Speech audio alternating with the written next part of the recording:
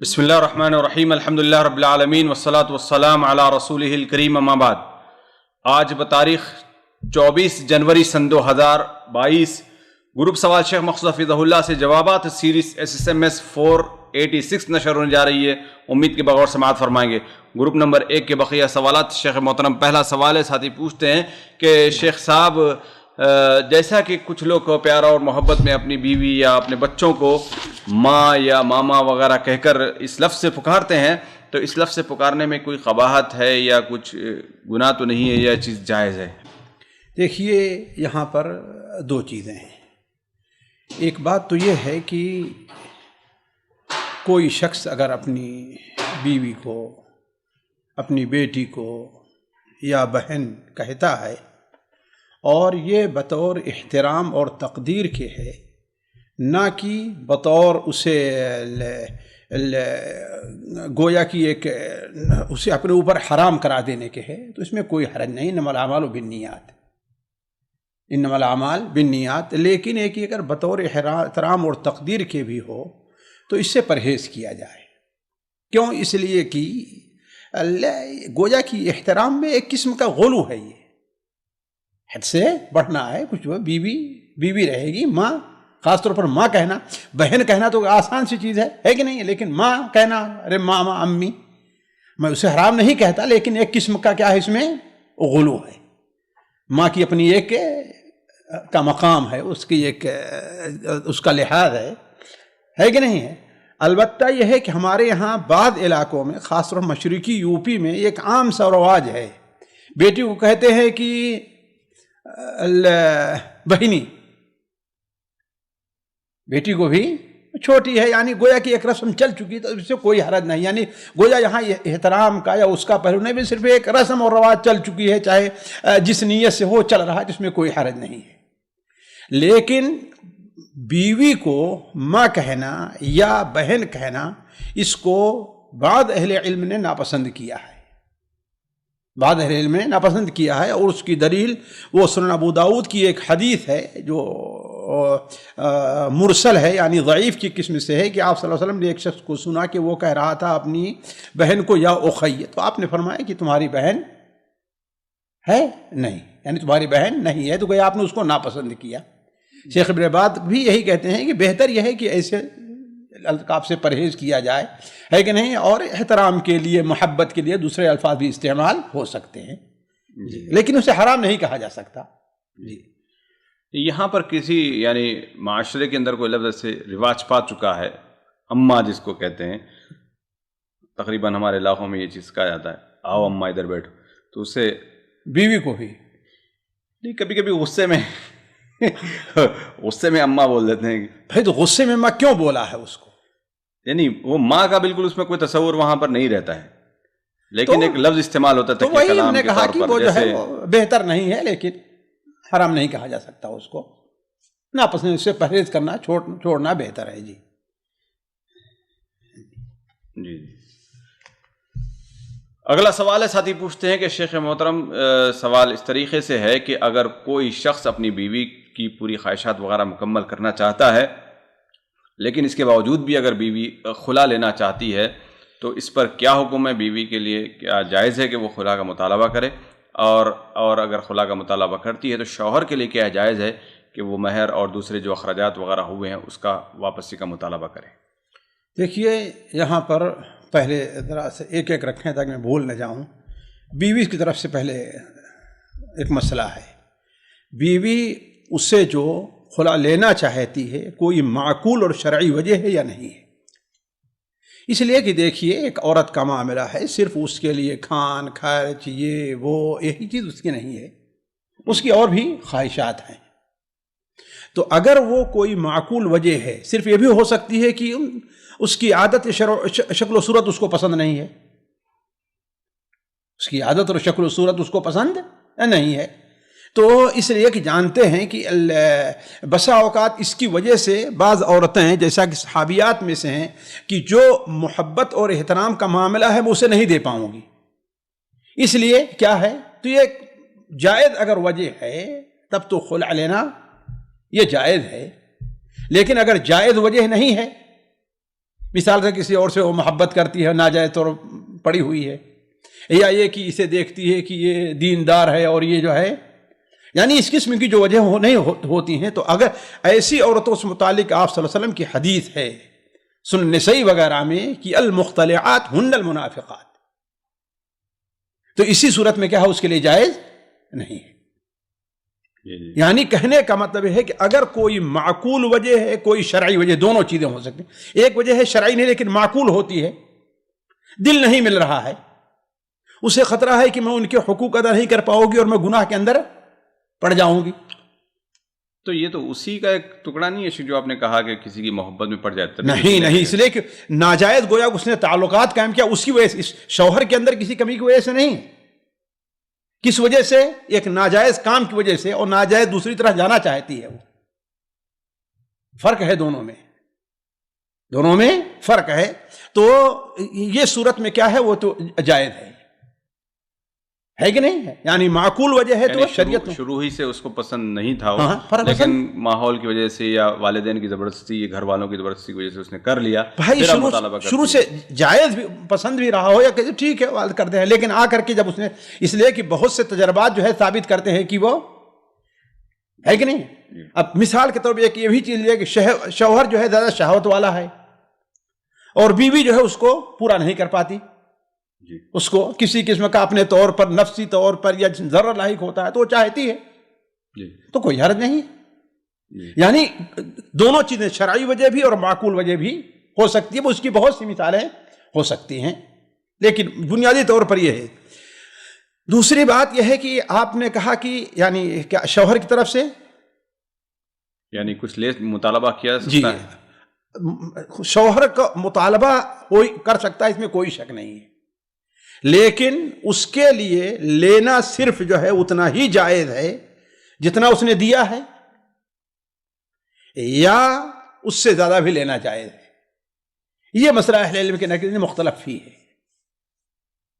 اللہ کے رسول صلی اللہ علیہ وسلم زمانے میں جتنے واقعات پیش آئے ہیں، خاص طور پر حضرت ثابت بن قیس کا جو واقعہ ہے، اس میں صرف مہر واپس کی گئی ہے بس، بلکہ بعض روایتیں جس کی صحت علماء کے نزدیک مختلف ہی ہے، شیخ ابن باز اسے نہیں قبول کرتے، علامہ البانی اسے قبول کرتے ہیں، کہ آپ نے فرمایا کہ میں ان سے جو ہے اس کا یعنی جو مہر باغ دیا اس کو بھی اس سے زیادہ واپس کرنے کے لیے میں تیار ہوں۔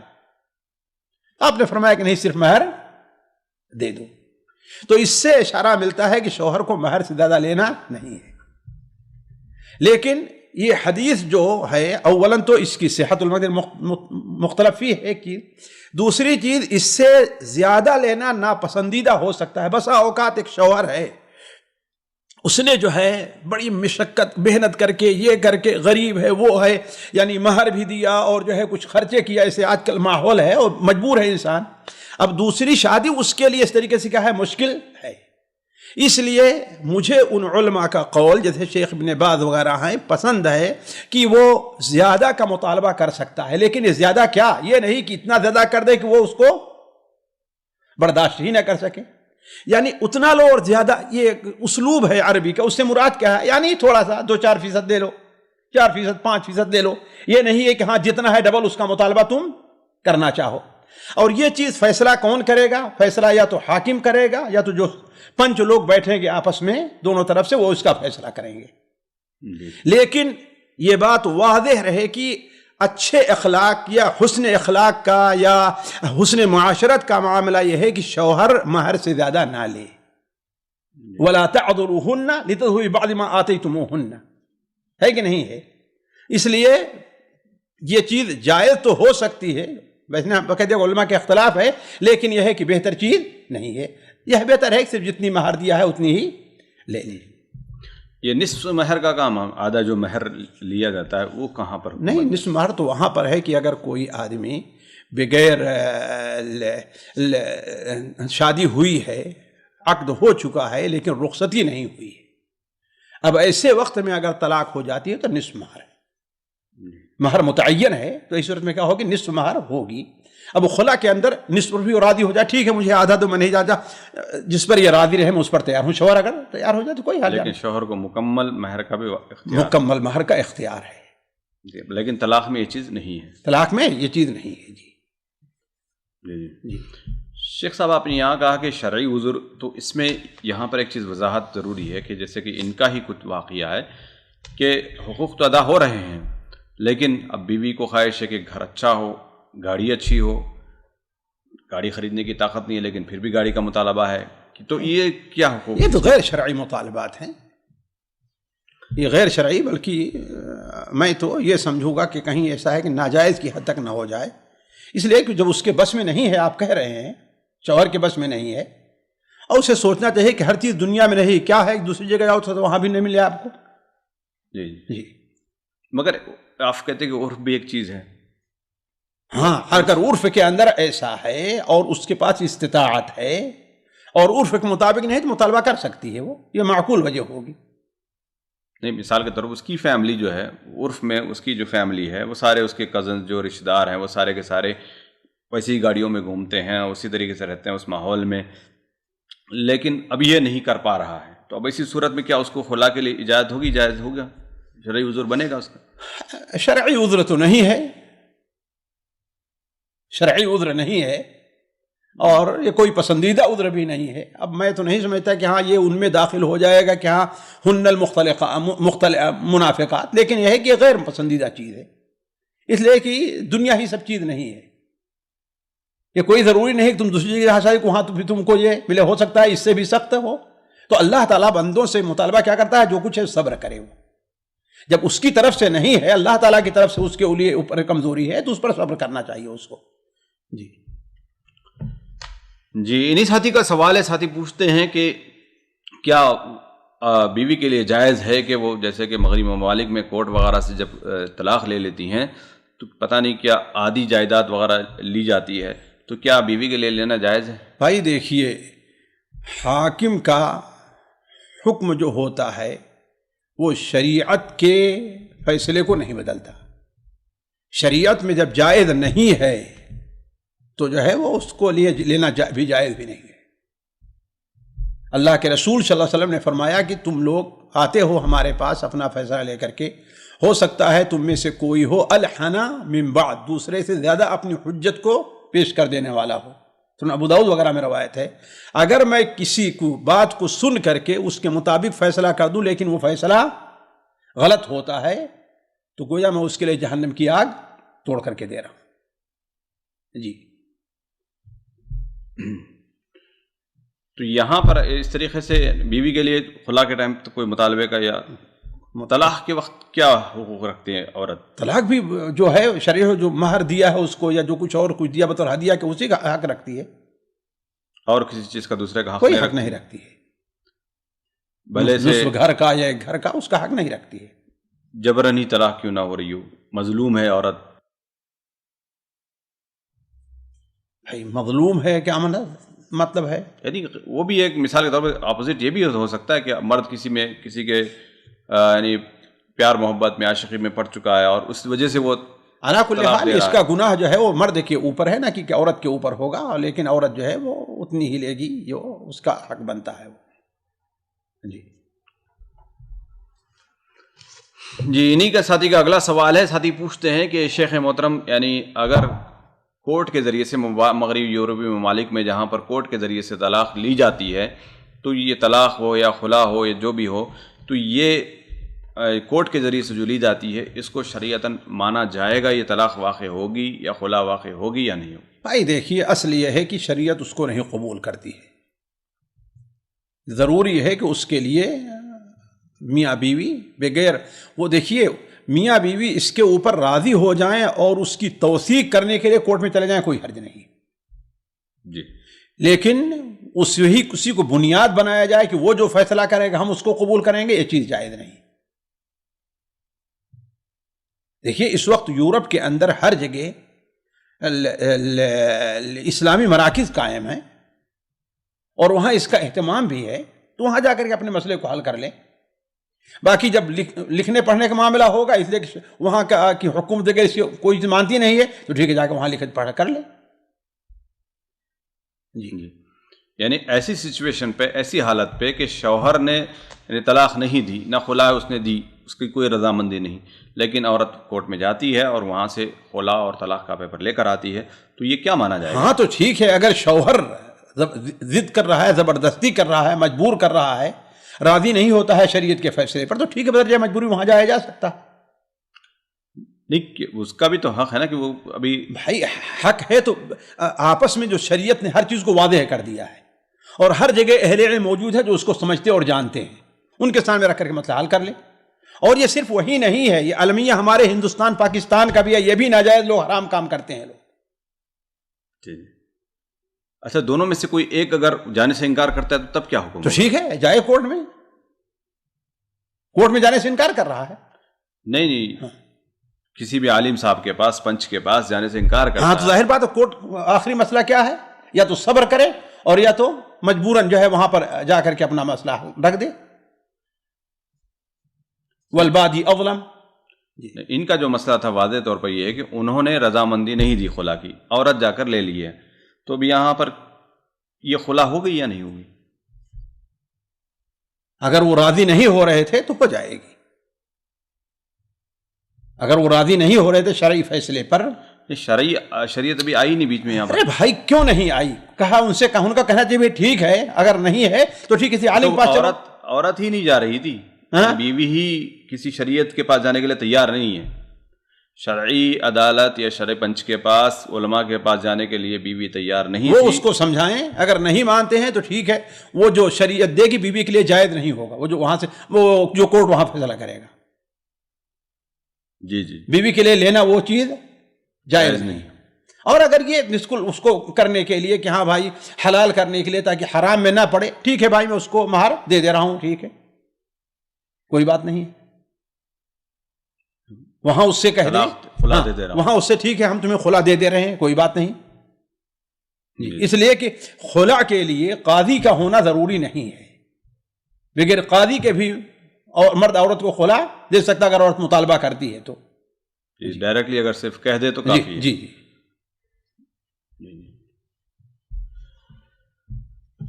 جی اگلا سوال ہے، ساتھی پوچھتے ہیں کہ اگر کسی عالم پر بدکرداری، بدچلنی، اسے چھونے اور زنا کی دعوت دینے کا الزام اس کی طالبہ لگاتی ہے، مدرسہ چلانے والی لگاتی ہے، اور عالم خاموشی اختیار کرتا ہے اور اپنی طرف سے کوئی وضاحتی بیان جاری نہیں کرتا، تو کیا اس کا یہ عمل درست اور سنت کے مطابق ہے؟ بھائی دیکھیے، اس کو عالم ہیں تو اس کی اپنی مصلحت کو بہتر سمجھتے ہیں، اس کو ان کے اوپر چھوڑ دیں، آپ کو اس کی کیوں فکر پڑی ہوئی ہے؟ جی یہ شیخ فلاں کے بارے میں جو اس کا مشہور ان کے بارے میں جو ہے پوچھ رہے ہیں، اپنی مصلحت کو بہتر سمجھتے ہیں۔ جی وہ کیوں خاموشی اختیار کیے ہیں؟ لوگ اس کی بات واضح کر رہے ہیں، ہو سکتا ہے وضاحتی بیان میں ابھی ہم یہ کریں وہ دوبارہ کریں اور مسئلہ جو ہے ٹیڑھا ہو جائے اور کوٹ جائے اور مسئلہ بگڑ جائے، لوگ الگ ہٹ کر کے پتہ نہیں کیسے فیصلہ کرنا شروع کر دیتے ہیں۔ جی اگلا سوال ساتھی پوچھتے ہیں کہ کوئی اہل حدیث عالم دین تقریر کرتے ہوئے کسی سیاسی جماعت کے موقع پرست غیر مسلم لیڈر کی تائید اور مسلم سیاسی جماعت کے صدر کی نیت پر شک کرتے ہوئے اس پر دبے الفاظ میں سنگین الزام لگا سکتا ہے یا نہیں؟ کوئی الزام نہیں لگا سکتا، چاہے وہ مسلم عالم جو ہے وہ جسے کہیے کہ وہ صحیح نیت کا ہے، غلط نیت کا ہے، لیکن الزام تو نہیں لگایا جا سکتا اس کے اوپر نا، مسلم لیڈر کے اوپر، اللہ یہ کہ اس کے حالات بتائیں تو اس کی نیات پر شبہ کر سکتا ہے، الگ مسئلہ ہے، لیکن الزام لگانا یہ تو قطعاً جائز نہیں ہے۔ جی اگلا سوال ہے، ساتھی پوچھتے ہیں کہ اگر کسی سرکاری کالج میں حجاب کرنے سے طالبات کو روک دیا جائے تو والدین کو کیا کرنا چاہیے؟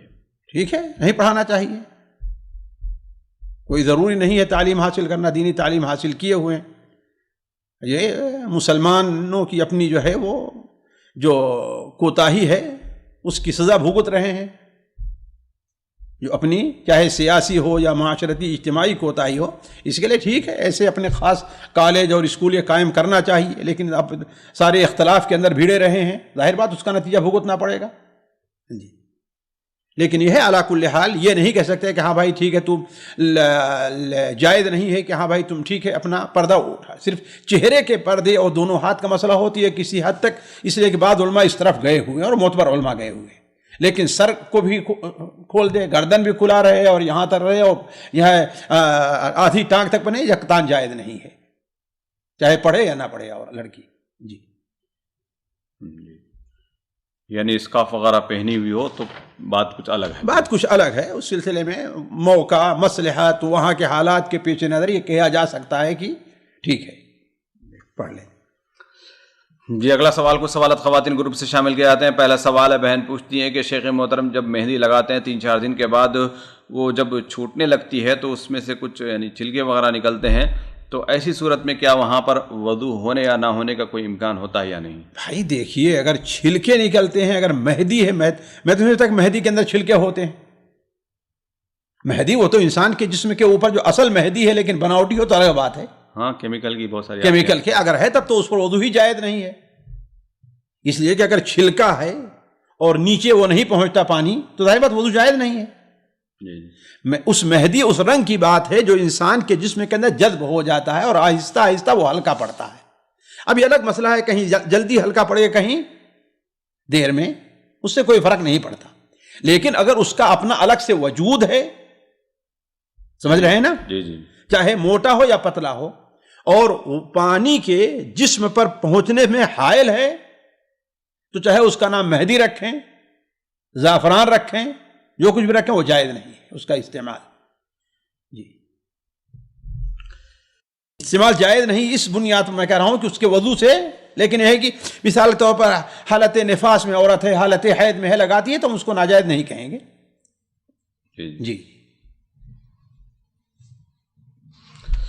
اگلا سوال ہے، بہن پوچھتی ہیں کہ شیخ محترم یعنی اللہ تعالیٰ سے ضد کر کے پاک اور حلال دولت مانگنا کیسا ہے، اور اسی طریقے سے کوئی جائز اگر خواہش ہے، خوشی ہے، اس کا مانگنا کیسا ہے، یا اللہ تعالیٰ نے جو دیا اس پر ہی صبر کر کے؟ بھائی دیکھیے دو صورت ہے. ایک صورت تو بہتری کی ہے کہ اللہ تعالیٰ آپ نے جائز کوشش کی، جائز کوشش کی، اور اللہ تعالیٰ نے آپ کو جتنا دیا آپ دعا بھی کرتے رہے، آپ اس کے اوپر صبر اور شکر سے کام لیں.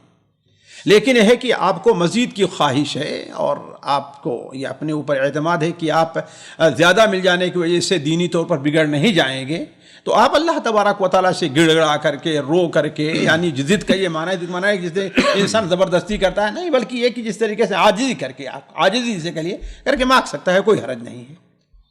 جی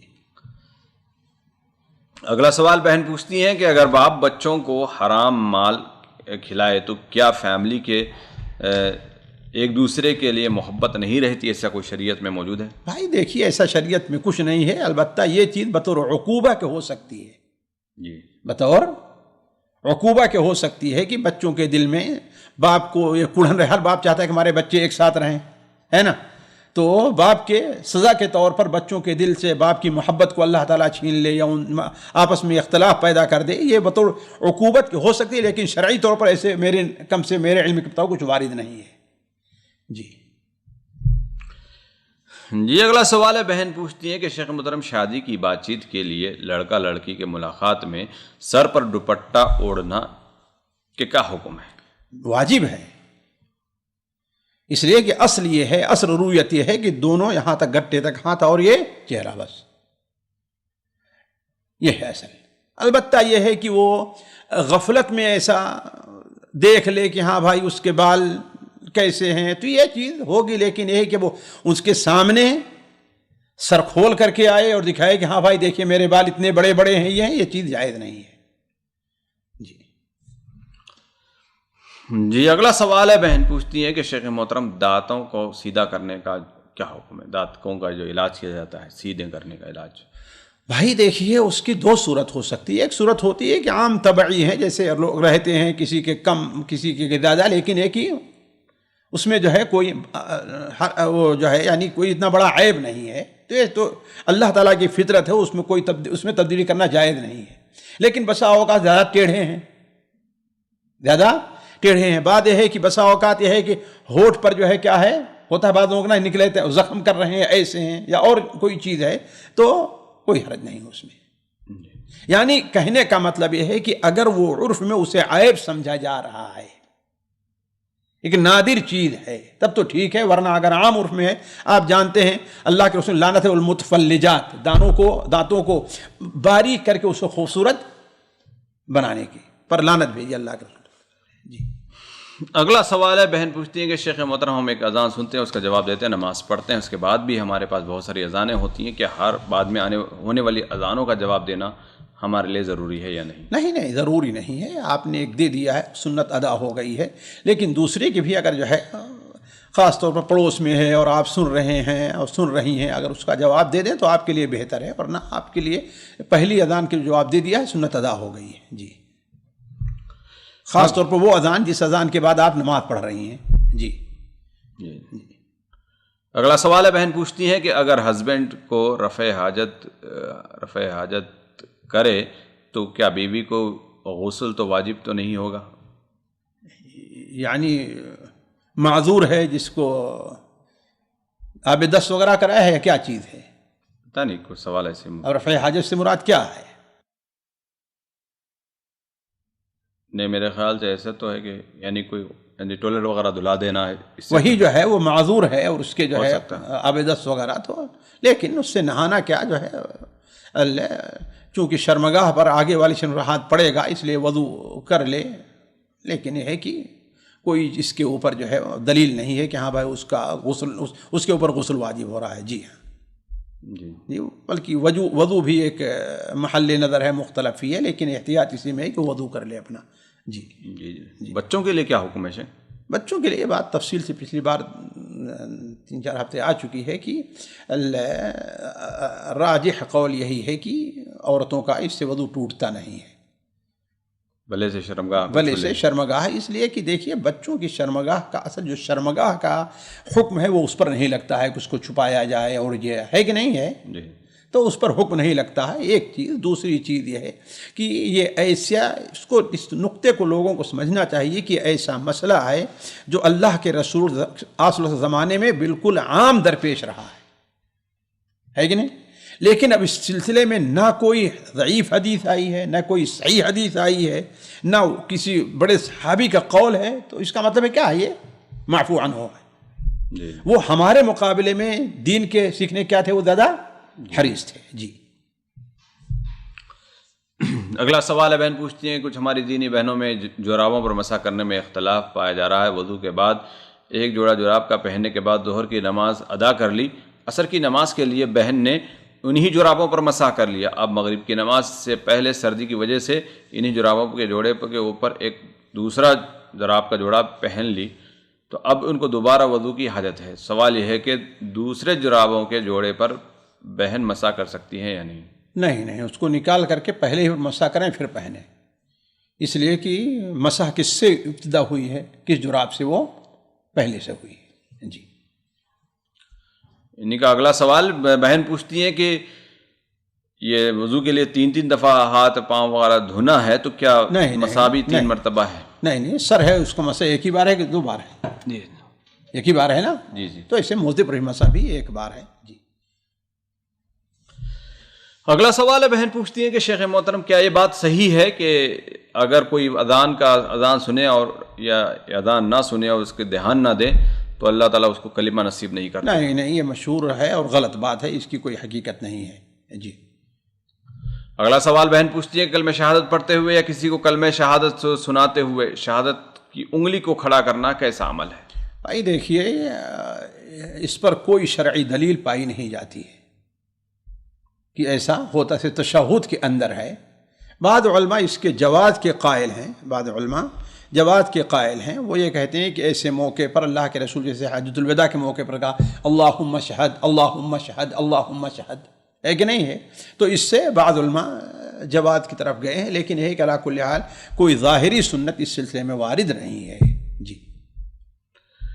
اگلا سوال ہے، بہن پوچھتی ہے کہ شیخ محترم اگر یعنی حیض کی علامت ظاہر ہو چکی ہے، کچھ دھبے وغیرہ لگے ہیں لیکن ابھی خون نہیں آیا، بلیڈنگ نہیں شروع ہوئی ہے، تو اس کا کیا حکم ہوگا؟ بھائی علامت ظاہر ہو چکی ہے تو اس کا مطلب یہ ہے کہ وہ حیض کے ایام میں شمار ہوگا۔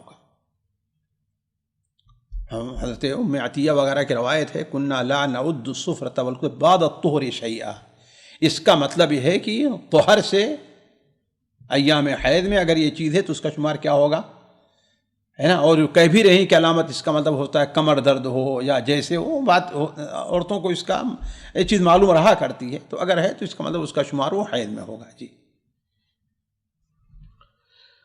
جی اگلا سوال بہن پوچھتی ہے کہ شیخ محترم بینک سے انٹرسٹ لینا دینا حرام ہے اور اس کا لکھنا بھی، تو اب میرا کام ایسا ہے کہ سال میں 2 بار انٹرسٹ ہر اکاؤنٹ میں آتا ہے، تو اور مجھے یہ لکھنا بھی پڑتا ہے، تو کیا کیا جائے گا؟ میری بہن، وہ لکھنے کا معنی کیا ہے؟ لکھنے کا معنی یہ ہے کہ ایک آدمی سودی کاروبار کر رہا ہے، کسی کو لے دو، درمیان میں آپ اس کی مدد کریں، ہے نا؟ یہاں آپ کو اپنا ہے نا کہ آپ یہ دیکھتی ہیں کہ ہماری کتنا یہ ہے کتنا ہے، یہ اس لکھنے میں داخل نہیں ہے، بلکہ یہ احتیاط ہے، ضروری ہے کہ آپ لکھیں تاکہ معلوم ہو جائے کتنا ہمارا مال ہے اور کتنا ہمارا مال نہیں، اسے کہاں صرف کرنا ہے۔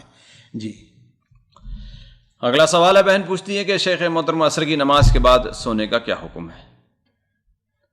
سو جانا جائز ہے یا کوئی نہیں، اگر ضرورت مند انسان ہے تو سوئے۔ ہمارے شیخ ابن باز عصر کے بعد ہی سویا کرتے تھے رحمہ اللہ۔ جی اگر ہوتا ہے کسی کو اور وقت نہیں ملتا ہے بھائی، مثال جیسے یہاں پر ہے، آپ دیکھیے آفس سے چھٹی کے بجے ہوتی ہے، 2:30 بجے ہوتی ہے کہ نہیں ہے؟ گھر پہنچتے پہنچتے خاص طور پر گرمی کا موسم ہے تو کیا ہو جائے گا، 3 بجے سے پہلے اذان ہو جاتی عصر کی، ہے کہ نہیں؟ تو اب کیا کرے گا؟ مشکل سے بہت سے لوگ یہاں الغات جیسی جگہ میں جہاں آنے جانے کے اندر تاخیر نہیں ہوتی ہے، 1-2 منٹ میں پہنچ جاتے ہیں، ہے کہ نہیں ہے؟